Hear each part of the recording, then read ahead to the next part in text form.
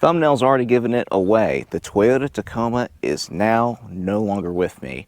I've traded it in and I've gotten a 2025 Honda Ridgeline RTL.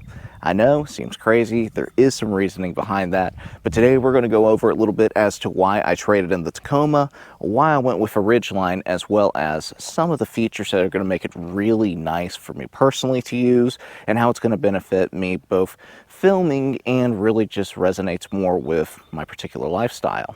Now, if you have been part of the channel since way back, you may remember I had a first generation Honda Ridgeline RTL and I loved that truck. I adored it. My granddad has a second gen RTL. We love that one. Well, long story short, this deal came up on this for trade-in versus my Tacoma. It was too good of a deal to pass up. I missed the Ridgeline for several features we'll get to in a second. And well, the deal just made sense to go from a vehicle of over 100,000 miles to something a lot newer. Now, I'll be the first to admit, this is not the best looking pickup truck. It's certainly not as good looking as my Tacoma, and it's certainly not as memorable as the first gen. I don't think it looks bad. I think they've done a good job redoing the face a little bit, making it a little bit more flat on the front end. But you're not going to hear me say this is going to win a contest when it comes to looks. But what it lacks in looks, for the most part, it makes up in utility. We'll go over a little bit of the good, a little bit of the bad, some things I really hope to see they'll do in a few years on the next one. Granted, I won't be getting another vehicle for quite some time. And yeah, just kind of a little overview of it. To be clear, I liked my Tacoma. If you've seen it in videos, you've really liked it. If you just happen to be somewhere near South Mississippi and you want to check it out, go to Bob Boy at Honda. That's who I did this trade deal with. Also, the salesperson I did for the trade for this truck behind me, I'll go ahead and put his number right here. He can give you more information about the truck, and it should be available by the time this video is posted. Now, why did I trade the Tacoma in on this? Well, as mentioned, I got a pretty good deal for this truck. I had a first gen, I loved it. My granddad has a second gen, he's really enjoyed it. And since I'm driving to work 4 to 5 days a week, it's all asphalt, roughly 25 miles there and back.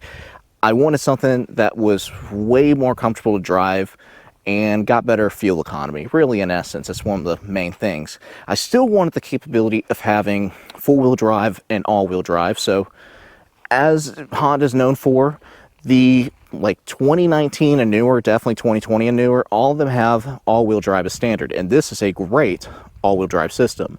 Now, this is not made to go through, heavy mud, really rough off-roading, but this stuff today, like coming back here, coming on these dirt roads and back into some of these lakes, this is going to be perfectly fine for those activities, and that's primarily what I'm doing.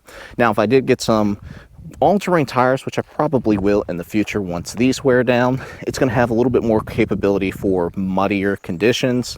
So it's still going to be good for going up to the cabin and doing work up there. But yeah, that's the main reason.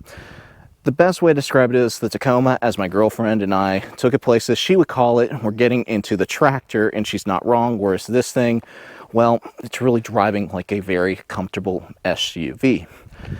And as far as capability goes, I'm really not losing that much. Yeah, the off-roading capability I'm losing, that doesn't concern me because that's very, very little of the driving I'm doing.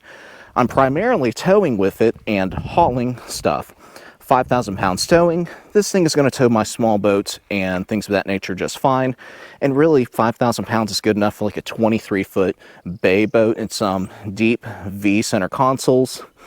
It's good enough for like a tandem axle ultralight trailer. Those are like 3,500 pounds. This tows quite well. Even compared to the Tacoma, I've towed some of the same trailers and loads. The 9-speed in this, it tows better than the Tacoma. Kind of crazy to say.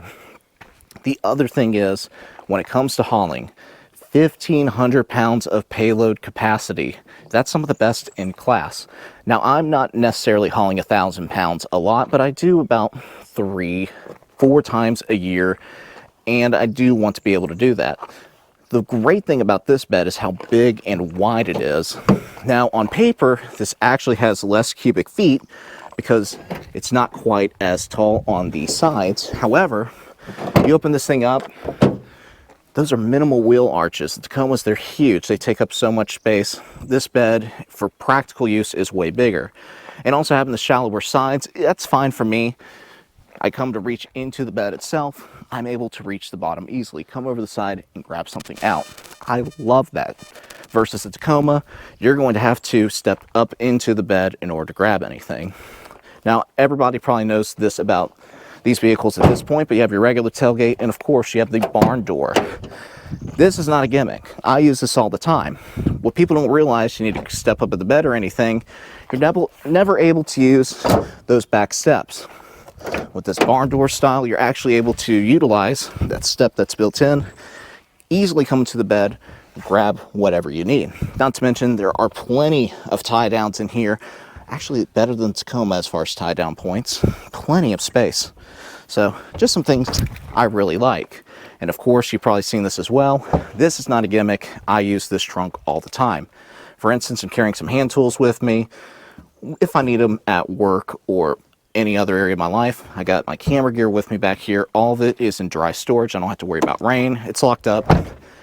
I use this nearly every day. Versus the pickup bed, it's more difficult to get into, the Tacoma, things of that nature. This is a lot more practical solution for everyday use. Continuing the discussion on utility, this just has more of it than the Tacoma did. The back seats are bigger, so it's going to be able to hold people better as needed. Although, if you have a mid-size pickup, chances are you're not going to have people in the back seats often. This also has child restraints across all 3 seats, if you really need that.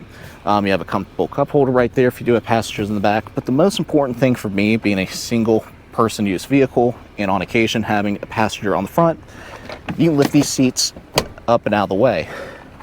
That is a huge amount of space. I could put guns in here when I go to hunting camp.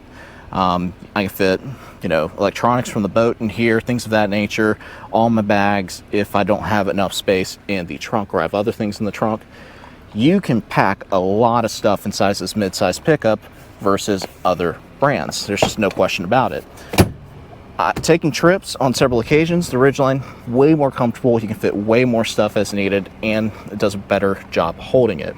One of the real particular reasons I like it. Now, this is the RTL trim, which is just a step below the Sport, which is the bottom tier trim. Ridgelines come very well equipped from the beginning. I mean, all-wheel drive, 5,000 pound towing, all that standard trunk bed. The RTL, the reason I went with it and I really like it is I went ahead and moved up to leather seats, which I really wanted versus the cloth in the Tacoma. Not as important, but you do get electric controls for the seat, whereas even with the technology package on my 2017 Tacoma, it was still a manual seat. Make it make sense. Massive storage bin in here, fit plenty of stuff in it. And also, the controls are very intuitive. So you have a small display here, Android Auto, Apple CarPlay is wireless. I don't really need a big screen. I just want something where I can utilize those features for navigation and playing music and stuff on the road. Charging pad, of course, cup holders, and these are oversized cup holders, so they can fit those larger Yetis, things of that nature. Very nice touch. And of course, have our shift controls. Now personally, I don't mind the shifter as much as dial ones. If I had my preference, I would take a column shifter. I think that leaves a lot more space right here that could be used for other things. But very simple system. I like that you pull back for reverse. It's very intuitive. You have your off-road selection here versus the types that you want to use. So, snow, sand, mud, all those things can be picked. And an auto off, start, and on. I wish that could be changed to where you just leave it off all the time personally. But yeah, very simple cabin, but it's all you really need and way more comfortable.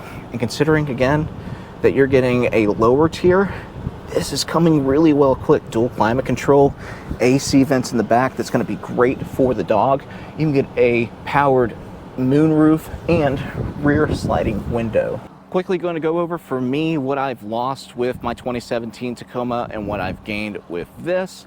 So as far as gains for the Ridgeline, I went from cloth to leather seats, powered chairs versus non-powered chairs. Keep in mind, this is also with the Tacoma having the technology package.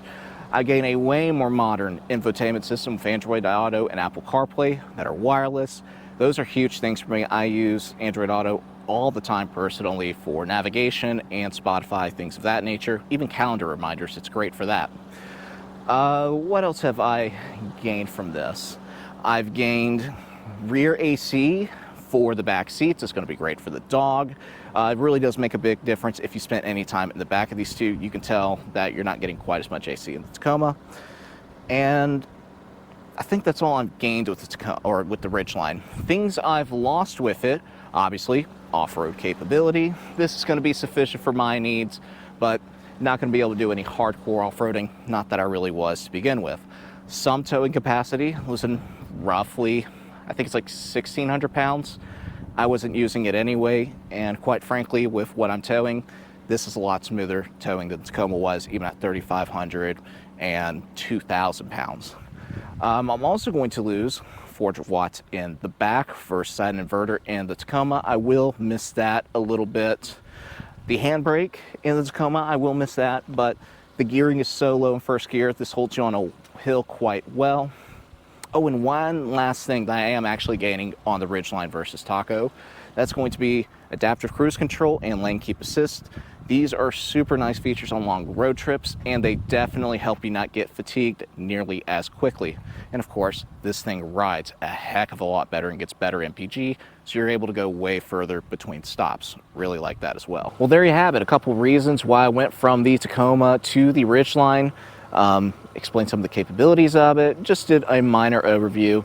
But my first gen Ridgeline, we called it the Phantom. Completely blacked out, black rims, dark tinted windows.